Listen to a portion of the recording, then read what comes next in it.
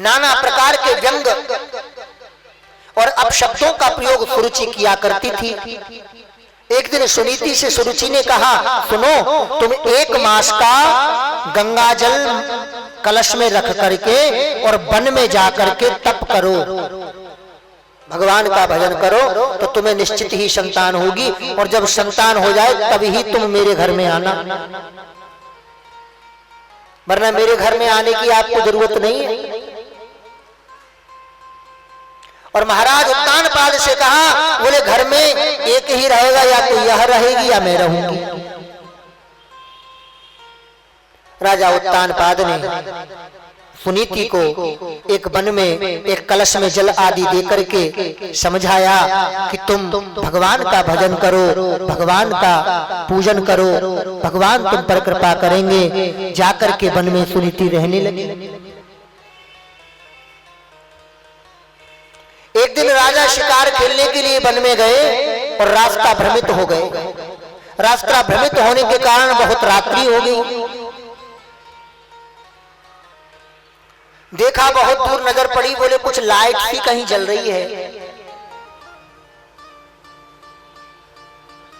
उस लाइट को देख करके जब पहुंचे,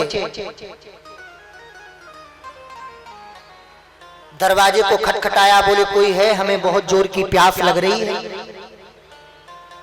जल मिलेगा क्या?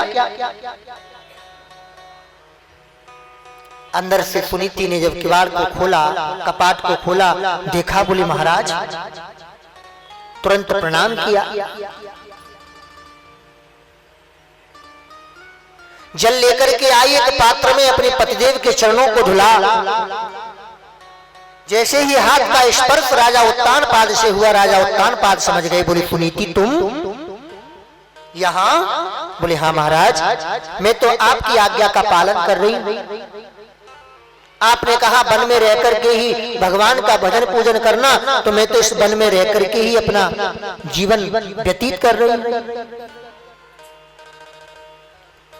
सुनीति भगवान को बार बार धन्यवाद देने लगी, क्योंकि सुनीति ने राजा के आने से पहले दोपहर में ही एक सपना देखा था कि कोई संत आए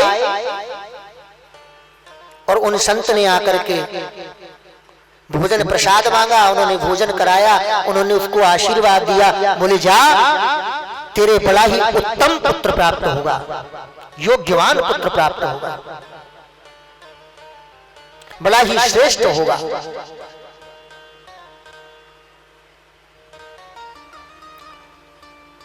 और कुछ ही समय बाद भगवान लक्ष्मी नारायण का स्वरूप प्रकट हुआ और वो दोनों सुनीति को आशीर्वाद दे करके गए, बेटा तेरे घर बड़ा ही मेरा परम लाडला परम वैष्णव भक्त तुझे प्राप्त होगा। आज वही सोच करके सुनीति भगवान को बार बार धन्यवाद दे रही है। बोले देखो राजन, आप भी भगवान की दिव्य कृपा से यहाँ भ्रमण करते करते आ गए। रात्रि को वहीं विश्राम किया, लौट करके अपने राज्य में आए। 1 वर्ष पूरा होने को ही था। जैसे ही 1 वर्ष पूरा हुआ, सुरुचि ने कहा, बोले उनको जाकर के देखो, उनके कुछ संतान की प्राप्ति हुई कि नहीं। सुनीति से जाकर के पूछो महाराज।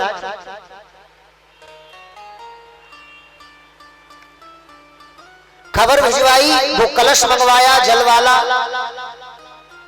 था कुछ नहीं। उसने तो केवल व्यंग वचन कह करके ऐसा कह दिया था सुनीति से कि तुम इस बहाने चली तो जाओगी, और उस वन में से बुलवा लिया, एक दूसरे स्थान पर उसको रोक दिया और वो जल का पात्र भी वहीं रखवा दिया। भगवान की दिव्य प्रेरणा ऐसी हुई, ठीक 1 वर्ष बाद सुनीति के ध्रुव नाम का पुत्र उत्पन्न हुआ। बोलो ध्रुव जी महाराज की जय। सुनीति ने भगवान से प्रार्थना की है, प्रभु आपने तो मुझे पुत्र रत्न का जन्म दिया, लेकिन जो मेरी सौत है सुरुचि, उसकी भी गोद आप भर दो।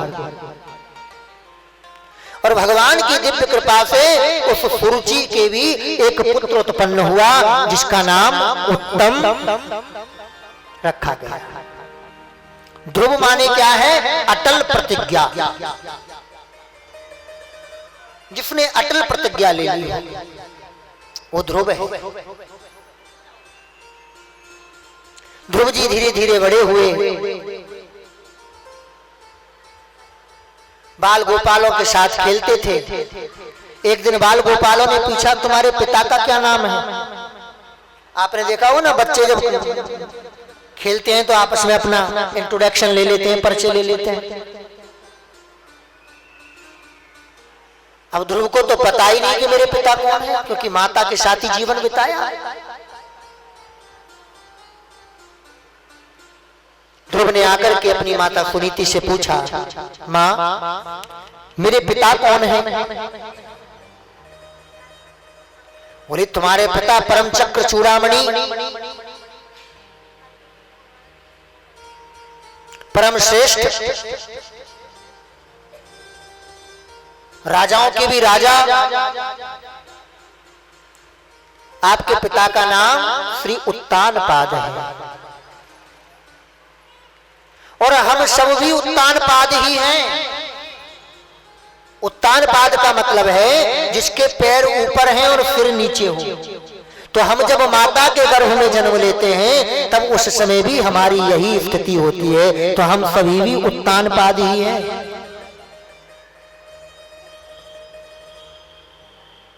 बेटा वही तुम्हारे पिता हैं।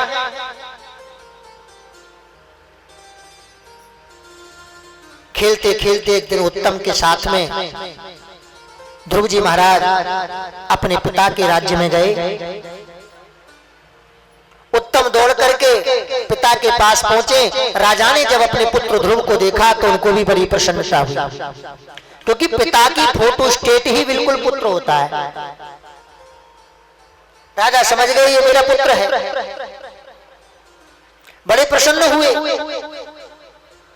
जैसे ही ध्रुव जी महाराज अपने पिता की गोद में बैठने के लिए गए, राजा हाथ पकड़ने ही वाले थे कि सुरुचि ने आकर के तुरंत हाथ पकड़ के झकड़ा, बोले दूर हटो,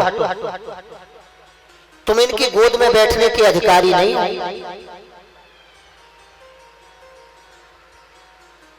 इनकी गोद में बैठने से पहले तुम्हें मेरे गर्भ से जन्म लेना पड़ेगा। ये अहंकार का प्रतीक है। सुरुचि भगवान से भी ज्यादा अपने गर्भ को उत्तम मान रही है कि पिता की गोद में बैठने के लिए तुम्हें मेरे गर्भ से जन्म लेना पड़ेगा। ध्रुव जी बहुत दुखी हुए, बहुत कष्ट हुआ ध्रुव जी महाराज को।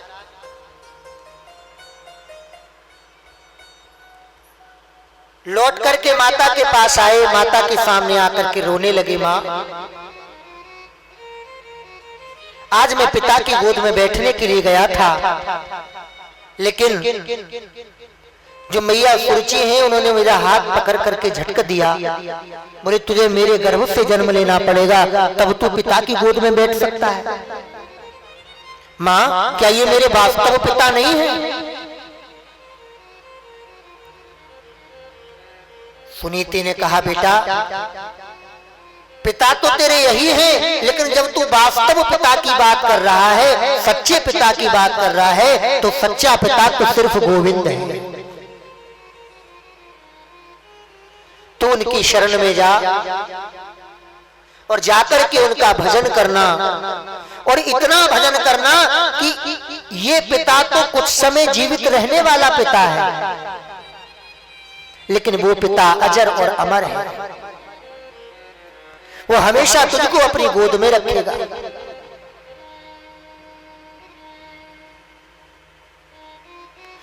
संसार में जितनी भी विपत्ति आए, मैं अपने अनुभव की बात बता रहा हूं, जब जब संसार में तुम्हारे पास विपत्ति आए, अपने भजन को दूना कर दो। जहां एक माला करते हो वहां 4 माला, जहां 4 माला करते हो वहां 5 माला करना चालू कर दो, विपत्ति खत्म हो जाएगी। क्योंकि सबसे बड़ी विपत्ति क्या है कह हनुमंत विपत प्रभु सोई, कह हनुमंत विपत प्रभु सोई, जब तब सुमिरन भजन न होई, जब तब सुमिरन भजन न होई। हनुमंत विपत्ति प्रभु सोई, जब तब सुमिरन भजन न होए, विपत्ति प्रभु सोई, जब तब सुमिरन भजन न होए, जब तब सुमिरन भजन न होए, जब तब सुमिरन भजन न होए। भगवान का अगर भजन आप नहीं कर पा रहे हैं तो इससे बड़ी संसार में कोई विपत्ति, और भगवान का अगर भजन आप कर रहे हैं, निरंतर कर रहे हैं, तो कितनी भी विपत्ति क्यों ना हो, सारी विपत्तियां सब ठाकुर जी खत्म कर देते हैं। तो बेटा तुम उन्हीं परम पिता जो परमात्मा है उस पिता की शरण में जाओ। देखिए वो भी एक माता है। आजकल के माता पिता का तुलसीदास जी रामचरितमानस में लिखते हैं, उत्तरकांड की चौपाई है, माता पिता बालक नि पढ़ावे, माता पिता बालक नि, माता पिता बालक नि पढ़ावे, माता पिता बालक नि पढ़ावे, उदर भरे सोही धर्म सिखावहि, उदर भरे सोही धर्म, सोही धर्म, सोही धर्म सिखावहि। आजकल के माता पिता अपनी संतान को वही शिक्षा देते हैं जिससे उदर का पालन हो जाए, लेकिन ये भी एक माँ है, कितनी अच्छी शिक्षा दे रही है, बेटा तू भगवान को प्राप्त कर, और अपने साथ साथ जब तू भगवान को प्राप्त कर लेगा तो पता नहीं कितने अच्छे अच्छे भक्तों को तू अपने साथ जोड़ेगा, उन सभी का भी उद्धार तेरे सहारे हो जाएगा। माँ क्या वही वास्तव पिता हैं, वही सच्चे पिता हैं? बोले वही वास्तविक पिता हैं, तुम उनकी शरण में जाओ। ध्रुव जी महाराज रात्रि को ही उठे, रात्रि को प्रातः काल ब्रह्म मुहूर्त की बेला में अपनी माता जी को मन ही मन प्रणाम किया, और ध्रुव जी महाराज भगवान की खोज में निकल गए। देखिए जो धर्म के कार्य में जाता है उसको विपत्तियां बहुत मिलती हैं। मीराबाई भगवान कृष्ण की परम उपासक थी, लोगों ने नाना प्रकार की बातें कही, अरे ये तो संतों के साथ दीवानी हो गई, अरे इसने तो संतों के साथ पूरा जीवन व्यतीत कर दिया, अरे राणा खानदान की इसने तो नाक ही कटवा दी। लेकिन आज लोग मीरा के नाम पर पीएचडी जैसी क्लासें कर रहे हैं, वही मीरा है। क्यों? क्योंकि उसने भगवान के नाम का सहारा लिया, और जो भगवान के नाम का सहारा ले लेता है भगवान सब कुछ बेड़ा पार कर देते हैं। सर्वधर्मान परित्यज्य मामेकं शरणं व्रज। सब कुछ त्याग दे, मात्र एक बार मेरी शरण में आ जा, और तू अगर मेरी शरण में आ गया तो ये भी चिंता मत कर कि जीवन यापन कैसे कटेगा। योगक्षेमं वहाम्यहम्। योगक्षेम माने तेरे जितना भी जो भी कुछ है जीवन यापन करने का, सब कुछ मैं वहन करूंगा। लेकिन मेरी शरण में तो आ जा। मीरा जिसने भगवान का दिव्य भजन किया और भाव से एक ही बात गाती थी,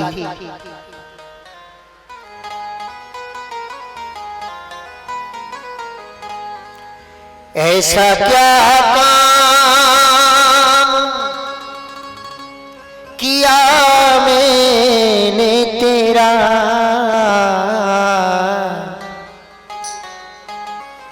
जो मेरा हाथ तूने थाम लिया।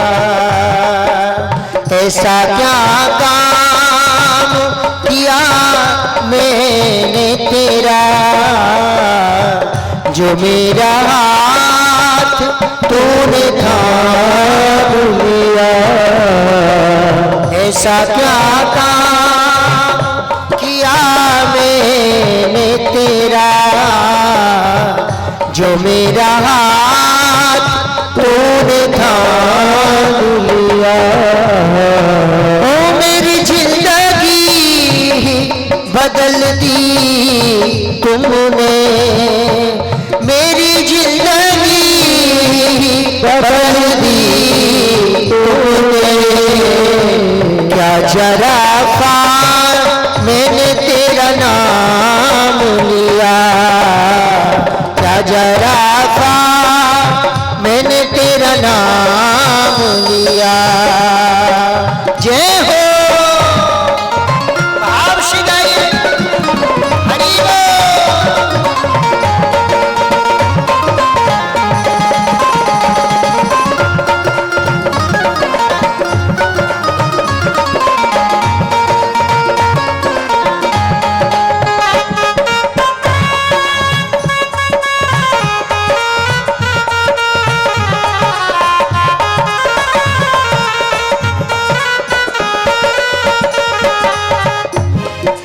इस जमाने में मैं अकेला था, अकेला था। वो तेरी माया के रंग में खेला था, तेरी माया के रंग में खेला था। तेरी माया न सताएगी उसे, तेरी माया न सताएगी उसे, जिसे अपना तूने मान लिया।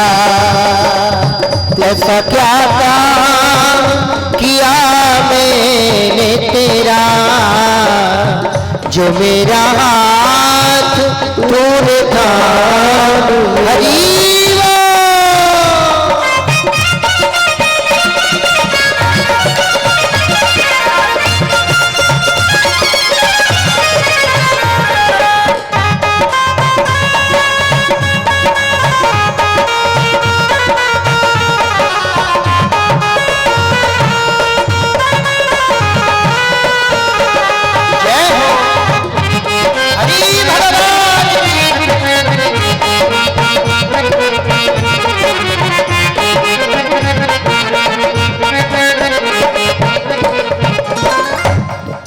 इतना कौन करता है किसी के लिए, इतना कौन करता है किसी के लिए।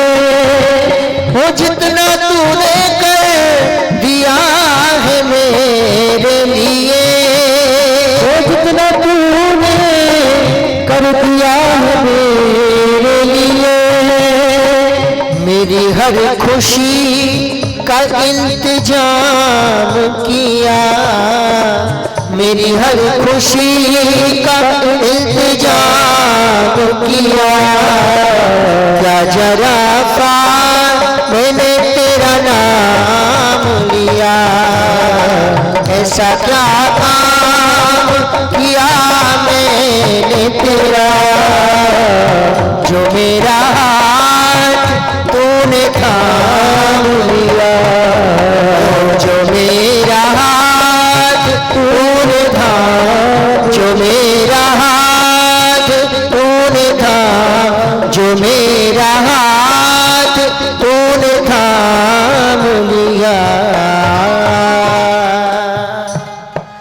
हरि भगवान की जय हो, बाल कृष्ण लाल की जय हो, श्री ध्रुव जी महाराज की जय। ऐसी परम भक्त मीरा जिसने सर्वस्व ठाकुर जी के चरणों में अर्पित कर दिया।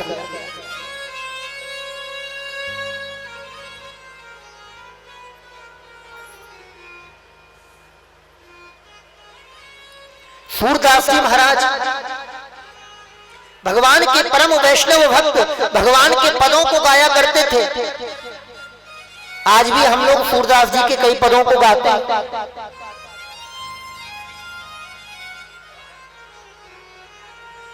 एक दिन जंगल में बैठे बैठे एक तारा लेकर के कन्हैया का गीत गा रहे थे, कीर्तन कर रहे थे। कीर्तन करते करते भाव में खो गए। बहुत रात्रि हो गई।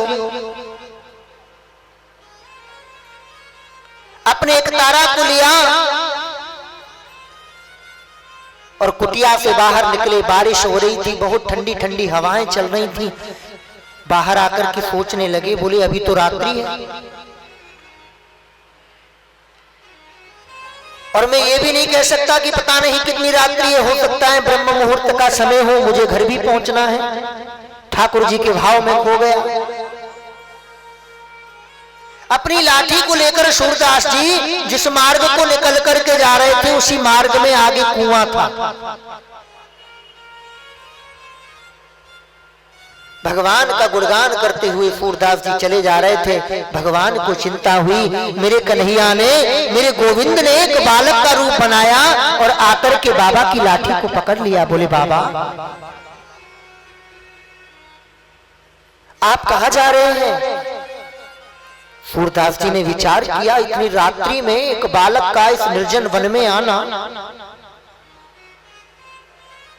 ये कोई साधारण बालक तो हो नहीं सकता। सूरदास जी समझ गए, हो ना हो ये मेरा कृष्ण, मेरा गोविंद ही है। और अपने हाथ से सूरदास जी ने उस बालक का जैसे ही हाथ पकड़ना चाहा, भगवान ने तुरंत अपना हाथ झटका और भाग गए।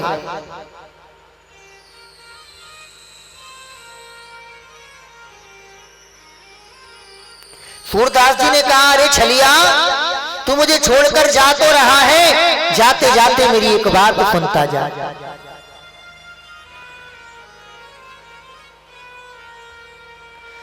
कि बाह छुड़ा के जात हो,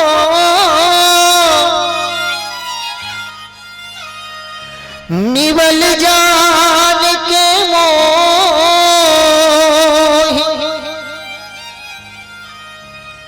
और हृदय से गर जाए तो मर्द बताऊं तो। हे कृष्ण, तुम मेरे हाथ से ही तो हाथ छुड़ा करके जा सकते हो, लेकिन मेरे हृदय में तो